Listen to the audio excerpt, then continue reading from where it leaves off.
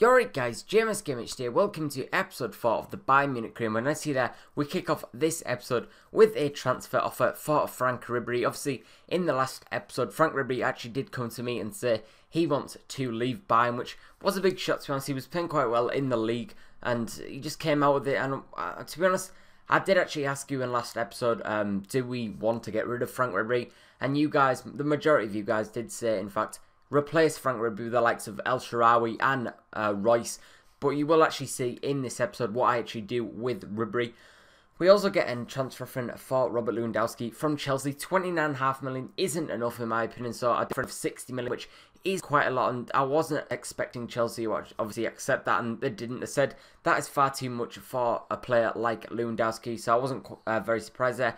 Chelsea do come in with another offer though for Frank Ribery, 53.5 million for a 30-year-old. That's definitely a good deal. His value, according to FIFA, does in fact say he is 31 million rated, so 53.5 million is such a great deal in my opinion. I'm getting the better of the deal because Frank Ribery isn't going to play for much longer for that Chelsea side. He's obviously 30. He'll probably get another at least 3-4 seasons out, which some people may say that's a lot, but really it isn't for that price tag that Chelsea are willing to pay. I see that Man City and Real Madrid do come back with counter offers, and we actually did say to them, like with Chelsea, 60 million and it's a done deal, but Manchester City do in fact say 56.5 million, which I was a bit annoyed about because obviously we did accept the Chelsea bid and then Manchester City and Real Madrid came in with high offers, so I was a bit annoyed with that. But 53.5 million, like I said, is still a very good deal. The player we're going in for as Frank Ribery's replacement is in fact the Italian superstar Stefan El Shaarawy, the left wing at the 20-year-old. His salary per week is only 70k, so I was quite happy about that. And we do put a 21 million bid in for him. The next player we do go in for is David Luiz. David Luiz is a player I've always admired. Obviously, I am a Chelsea fan, so I do like David Luiz. And also, he's quite flexible in the positions he can play. You've got the likes of he can play centre-back, probably can play right or left-back, and also can play in that central of midfield. So I think when Dante actually does come back into the fold, I'll definitely put David Luiz and replace him with Thiago in that CDM position.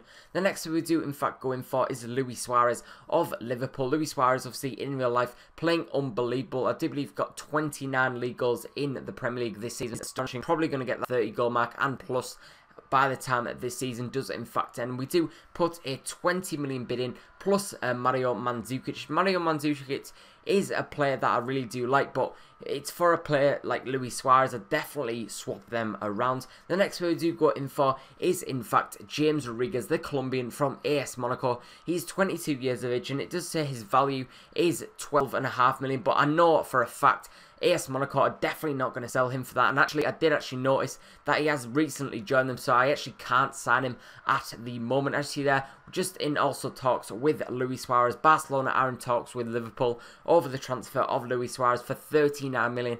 And to be honest, I'm not really willing to actually pay 39 million for Luis Suarez, so I thought I'll just leave it at that and probably go in for another striker. AC Milan do in fact reject that, and we put another 21 million bid in for Stefan El Shaarawy. The next player is in fact David Luiz, and Chelsea did in fact want 11 million. We put a 10 million bid in, they wanted 11. 1 million isn't really a big difference, but I was willing to pay that extra 1 million just for how good David Luiz is in multiple positions. I see Chelsea do in fact accept, going into contract negotiations with David, and he does get 110k with 3 years, which is a huge wage to be honest, but I'm definitely willing to pay that for the Brazilian. And the next player, AC Milan do in fact accept it, and we put a 75k a week, 4 years. We did actually not specify the role El Shaarawy will be playing, so they do in fact come back and say we want a role. His agent wants to know where El Shaarawy will be playing. Also, will he be getting regular football? Because if he isn't, obviously he's probably just going to stay at AC Milan. And I see that the contract offer was accepted from Chelsea and David Luiz.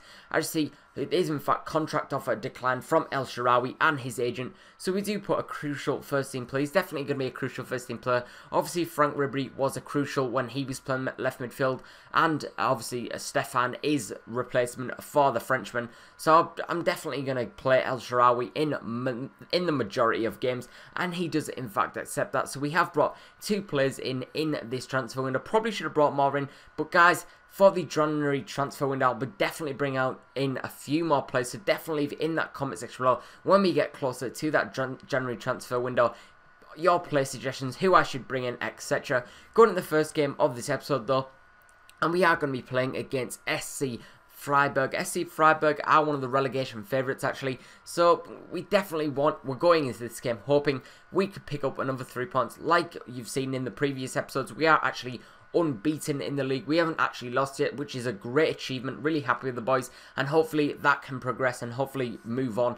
Maybe even get an unbeaten season, but we're not going to think that far ahead. As you see there, played 4 games, won 4, and our goal difference is 13 with 12 points on the board. Already 3 points above the second place Dortmund. Mario Götze does kick us off though with a great finish in the 27th minute. He is having the season of his life so far. Yes, it's only 4 games in, but that guy in the cam position, to be honest, when I actually picked up this team, I thought Mario Götze, I was going to be swapping and changing with the likes of Thomas Müller and Toni Kroos, but Götze has definitely solidified that position for him. He's such a great cam, and he scores a lot of goals also as assisting, and we do in fact pick up a second goal in the 62nd minute from the Polish international Robert Lewandowski. I'm so glad I didn't sell him in that transfer window. We obviously got transfer offers from the likes of Chelsea, 39 million they did put in, but I'm not going to sell Lewandowski. He's my main goal scorer, and hopefully he can continue that. Actually, they're really good team play and passes through to the Dutchman, Arjen Robben, to finesse shot past the Freiburg goalkeeper in the 90th minute, getting the 3rd goal of the game and sealing all 3 points. This game was really easy, to be honest, but ball from Bastian's through to Arjen Robben. Robben was never going to miss that, and it was a great finish into the back of net. Freiburg keeper probably should have done better, but we do in fact finish this first game of this episode, and we did in fact beat SC Freiburg 3-0. Looking at the stats, 51% possession to 49%, 10 shots, 6 on target. They had 1 shot with 0 shots on target, so they really didn't trouble us in that game at all. The next game we are going to play in is in fact the opening game of the Champions Cup, the group stage, and we are at home at the Allianz Arena against Olympique Lyonnais, and we do kick that off. What a finish that is from Jerome Boateng, our centre-back maestro. He's having a great season, as well as Mario Götze. As rock at the back, 75 pace he does in fact have, so no one can get past him. Really good in those challenges, and obviously really he's a big threat at corners, defending and attacking, and he did show that with a great header past the Lyon goalkeeper to put us up 1-0. And we do go in at half-time beating Lyon 1-0. Like the objective for this cream, but obviously it is to win all 3 cups, the Bundesliga, the Champions Cup and the German Cup, and we have started off all competitions really well. But what a ball it is from Mario Götze, and the debutant El Shaarawy in the 74th minute, getting his first goal in Bayern colours to open his account. What a finish that was from Stefan El Shaarawy, but it was all about that ball from Mario Götze. Defence spitting, El Shaarawy's through on goal, no defenders around him, and he finesse shot past the Lyon goalkeeper to put us up 2-0, and we did in fact beat Lyon 2-0 in the opening game of the Champions Cup, so that's great. That's a great start to that competition. This was episode 4 of the Bayern Munich Career Mode. If you did in fact enjoy this, definitely like, comment, subscribe for more daily FIFA content.